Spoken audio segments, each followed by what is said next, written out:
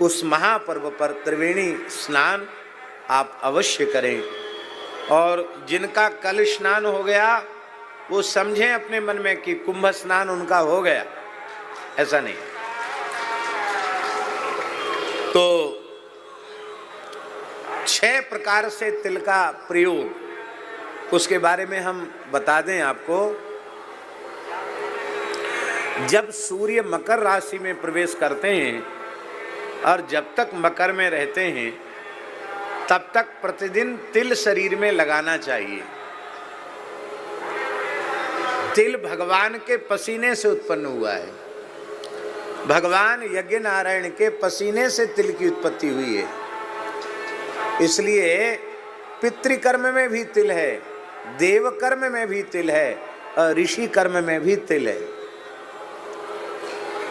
तिल की बड़ी भारी महिमा। तिल दान महादान, भगवान के स्वेद से उत्पत्ति है तिल की। तो पूरे महीना जब सूर्य मकर राशि में प्रवेश करते हैं जब तक रहते हैं, 1 महीना, माघ मकर गत रवि जब हुई, पूरे महीना केवल तिल से ऊटन लगाकर स्नान कर ले तो पुराणों में लिखा है संपूर्ण पापों से मुक्त होकर वैकुंठ का अधिकारी हो जाएगा। भगवत कृपा से अपने राम तो रोज तिल को पीस करके भिजा करके सवेरे रोज स्नान कर रहे हैं तिल से।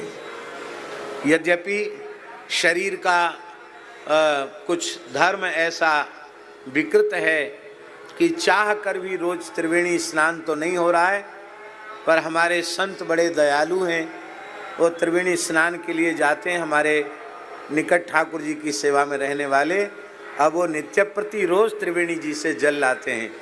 उसी को थोड़ा हल्का गुनगुना करके हम स्नान तो त्रिवेणी जल से रोज करते हैं, लेकिन प्रत्यक्ष त्रिवेणी स्नान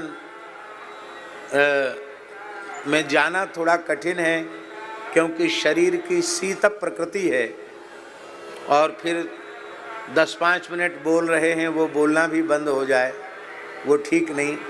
इस कारण से हम रोज़ तो नहीं जा पा रहे हैं, पर कल भगवान से प्रार्थना करते हैं कि कल हम भी कम से कम वहाँ प्रत्यक्ष जाकर गोता लगावें।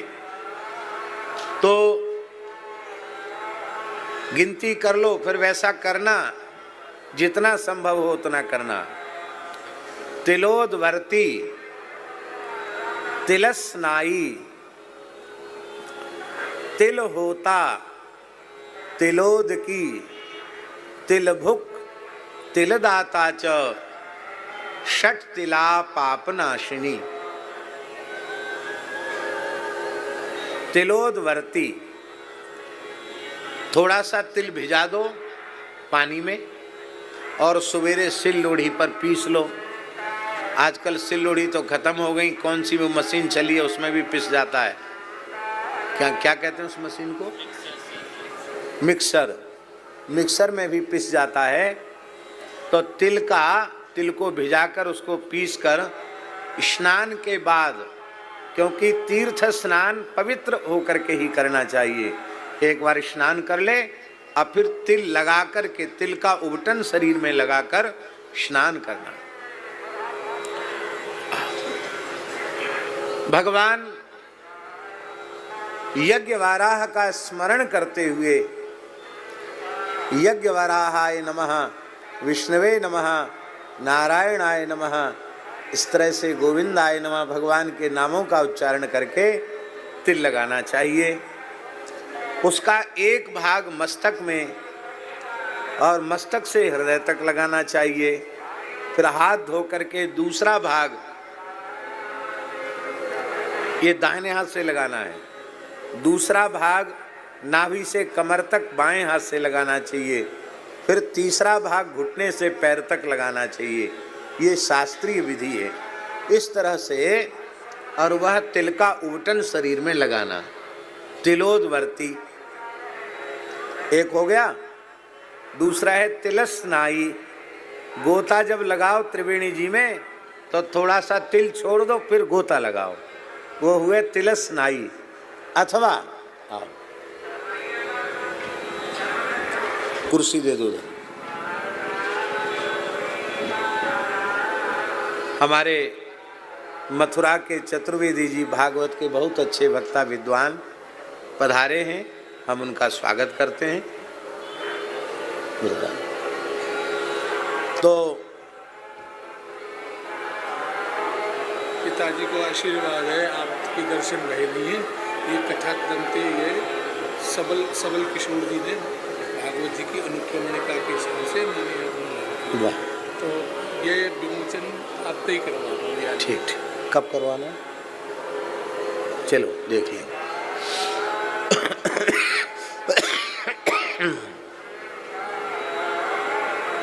तो तिलोदवर्ती तिलस्नाई, तिल थोड़ा जल में छोड़ करके, हाँ ध्यान से सुने। दूसरा प्रकार है कमंडल में या लोटा में तिल थोड़ा डाल दो, ठीक है, और फिर जल में डुबा लो, त्रिवेणी जी के जल में, फिर नहा लो, तो तिल स्नान हो गया। तिलोदवर्ती तिल स्नाई। और तिल होता, थोड़ा सा तिल अग्नि में स्वाहा स्वाहा स्वाहा, और तिलोदकी तिल लेकर के तर्पण, देवर्षि पितृ तर्पण। तो कितना हो गया?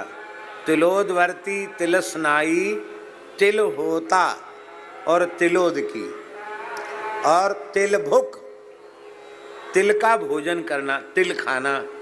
तो कल तिल का भोग लगेगा ठाकुर जी को, मखान बाबा मखाना लाए हैं, उसका भी भोग लगेगा सबको।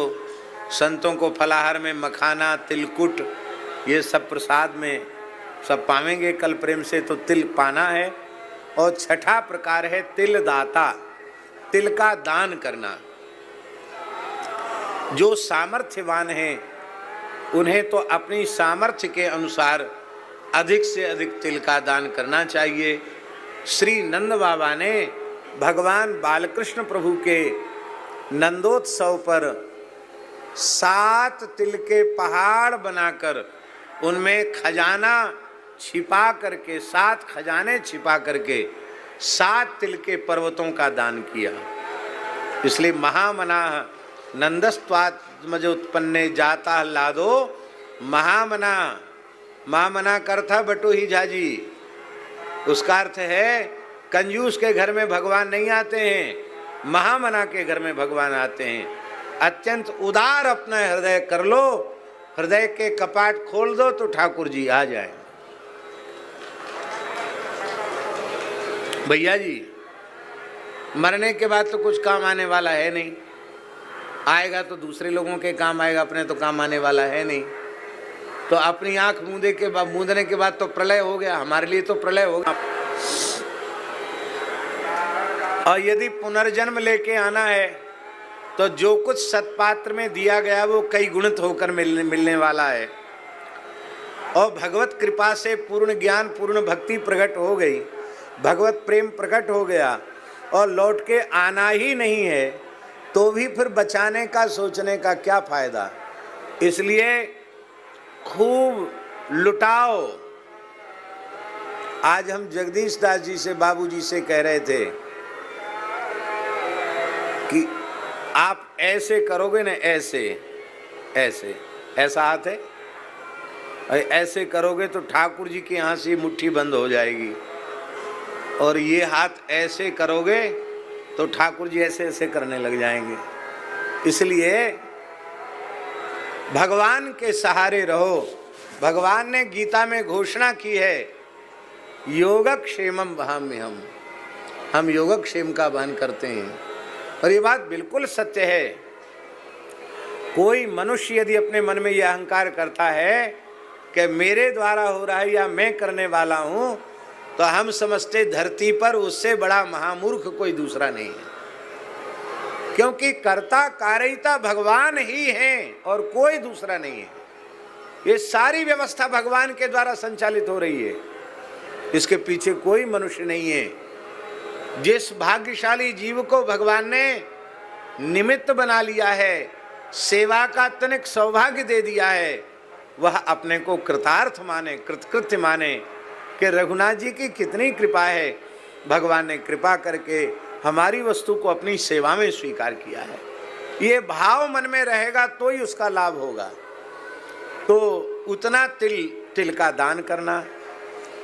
तो अब 7 तिल के पहाड़ तो नंद बाबा दान करेंगे। नंद बाबा के जैसे तो नंद बाबा ही हैं, दूसरा कहाँ खोजने जाएंगे, कहाँ मिलेंगे नंद बाबा।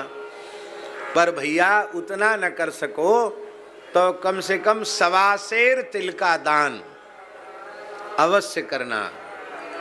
उतना भी न कर सको तो कम से कम 250 ग्राम तिल का दान किसी भी पवित्र ब्राह्मण को, साधुओं को नहीं, हाँ भले ही साधु ब्राह्मण कुलोत्पन्न ही क्यों न हो, पर चतुर्थाश्रम की दीक्षा लेने के बाद, स्वामी जी शास्त्र की बात है ये, भले ही हमारा शरीर विप्र कुल में उत्पन्न हुआ है, लेकिन साधु सन्यासी बनने के बाद संकल्पित दान लेने की पात्रता समाप्त हो जाती।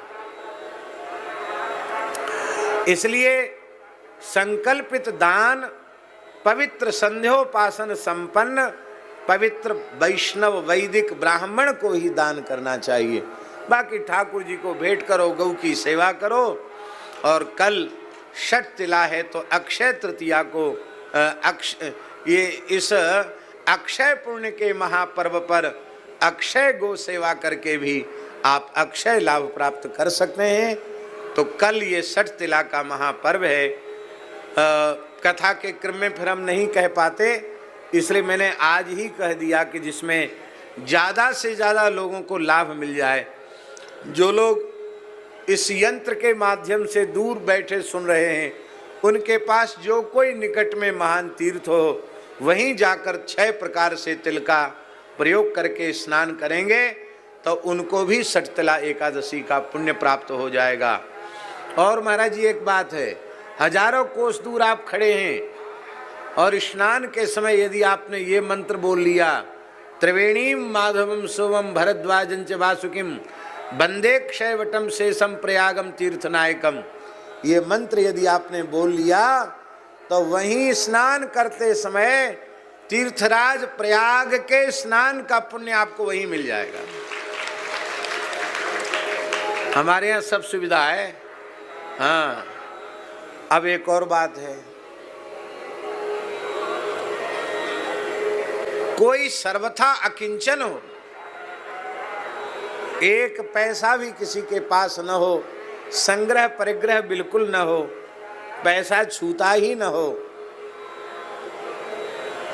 तो अब वो बेचारा क्या करे। तिलोदवर्ती तिल स्नाई तिल होता तिलोदकी तिल भुक तिल दाता च, वो क्या करे भैया। ये सब उन लोगों के लिए ही जो संसार की प्रवृत्ति में पड़े हुए हैं, जो सर्वथा विरक्त हैं, उनके लिए तो हरिनाम से बढ़कर कुछ नहीं है। सारे संसार के शुभ कर्म करोड़ों करोड़ों बार किए जाएं, उनका सम्मिलित पुण्य एक बार हरि शब्द के उच्चारण के 16वें अंश की बराबरी नहीं कर सकता। इसलिए जो एकदम फक्कड़ हैं उनके लिए भी सुविधा है। और अब एक बात और है, मान लो न तो पूरे इधर हैं और न पूरे उधर हैं, तो भगवान नाम लेते हुए यदि षठ तिला करेंगे तो उसका और अधिक महात्म्य हो जाएगा। इसलिए कल का दिन खूब हरि नाम लें। यहाँ अखंड संकीर्तन चल रहा है। श्री लाडली लाल जी की सन्निधि में परम श्रद्धेय पूज्य पंडित श्री शिवशंकर जी दीक्षित, संकीर्तनाचार्य पूज्य श्री दादाजी, उनके भावमय सानिध्य में कीर्तन चल रहा है। रात्रि को इतनी प्यारी धुन कीर्तन की आ रही थी, हमारे पास तो आवाज़ नहीं पहुंच रही थी, तो हमने कहा भाई रात में बंद क्यों, अब तो लीला हो गई, कथा हो गई, अब क्यों बंद है माइक। कम से कम ऐसा माइक तो हो, दूसरे को विक्षेप होता हो। पर हम अपनी बात कहते हैं, हमको हरिनाम से कभी विक्षेप होता नहीं, और जिस दिन हरिनाम से हमें विक्षेप होवे उस दिन हमारा शरीर न रहे, ये भी भगवान से प्रार्थना है। हमारा शरीर उस दिन न रहे जिस दिन हरि कथा और हरिनाम से हमें विक्षेप की अनुभूति हो, उस दिन शरीर रखने की भी आवश्यकता नहीं है। तो भैया ये सौभाग्य है जितनी देर आप लोग करते हैं, बाकी हरिनाम में खूब बैठकर कीर्तन करें। तो ये सठतिला का महात्म्य है। और अब हम पूज्य परमहंस जी महाराज से प्रार्थना करेंगे कि वे 5-10 मिनट कुछ भी, इतने बड़े महात्माएं जगन्नाथपुरी से आए हैं, आप ऐसा समझो कि जगन्नाथपुरी से स्वामी जी नहीं आए, जगन्नाथ जी आए हैं। जगन्नाथपुरी से जो संत आएंगे वो जगन्नाथ जी के ही स्वरूप हैं। इसलिए महाराज जी से हम प्रार्थना करते हैं कि वे अपना आशीर्वाद हमें प्रदान करें। आज श्री जगन्नाथ धाम में, यहाँ जगन्नाथ धाम खालसा है, जगन्नाथ धाम शिविर में आज श्रद्धेय श्री रमेश भाई ओझा जी की कथा आरंभ हुई है। उसका उद्घाटन करने के लिए हमको जाना था, तो हम वहाँ उद्घाटन करने गए। पहले रमण रीति वाले महाराज जी का थोड़ा प्रवचन हुआ, फिर दास का थोड़ा प्रवचन हुआ, फिर हम वहाँ से सीधे चलकर यहाँ आ रहे हैं। इसलिए आज भी आने में विलंब का हेतु यही है, पर 1-1.5 घंटे तो कथा चलेगी। आप लोग जो प्रेम से सुनेंगे, और उस कथा के तुरंत बाद संकीर्तन की आरती होगी। आप लोग आरती का दर्शन करें।